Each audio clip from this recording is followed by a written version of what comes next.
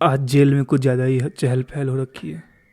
सब इधर उधर भागे जा रहे हैं और जेल का एक कोना बहुत ही ज़्यादा शांत, जैसे लग रहा है कि वहाँ किसी की मौत हो गई है। जेलर वरदा परेशान, उनके पसीने आ रहे हैं। रमजी कोने में बैठा सोच रहा, ऐसा क्या हुआ है, सब इतने परेशान क्यों हैं। वो जेलर से जाके पूछता है, जेलर साहब क्या हुआ है, सब इतने परेशान क्यों हैं। जेलर बताते हैं, अरे तुम्हें नहीं पता, वो जो पेपर नहीं पढ़ते क्या तुम, कल भी पेपर में आया था कि शेवड़ा जेल में वो 32 खून करने वाला आ रहा है। तुम्हें नहीं पता, पेपर पढ़ा करो रमजी, क्या करते हो।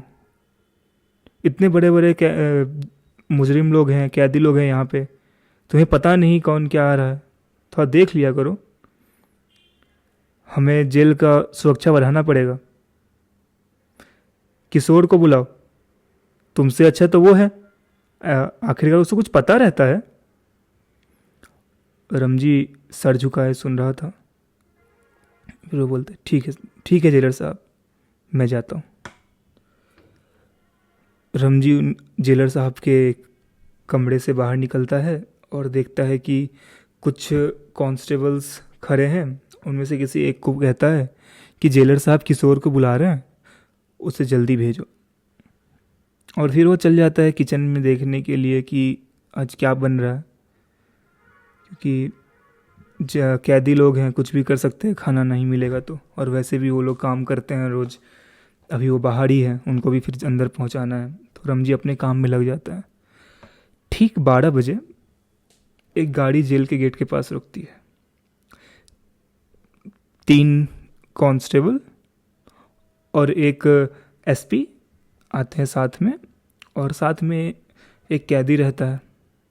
और वो रमजी को बोलते हैं कि जेलर साहब को बुलाओ, मुझे हमें हैंड ओवर करके निकलना है।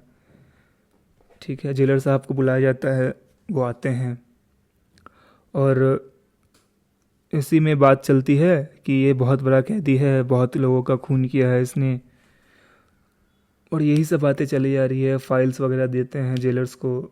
जेलर उसके बाद अपने कक्ष में चल जाते हैं और रमजी को बोल के जाते हैं कि इसको अलग कमरे में रखना है और इसके साथ किसी को रखना नहीं है, अभी तक ये अकेला रहेगा। रमजी जेल के दक्षिण भाग में जाता है और उसे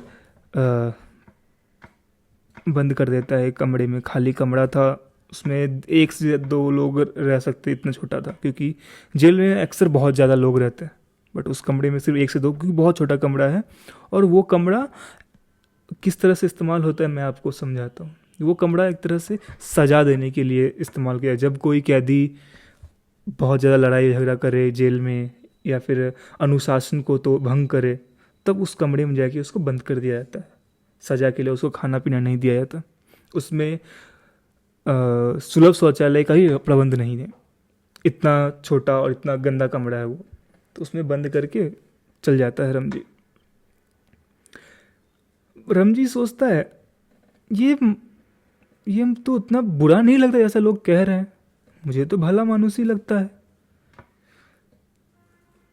पता करूंगा मैं कि क्या हुआ है, क्योंकि कुछ गलत भी तो हो सकता है।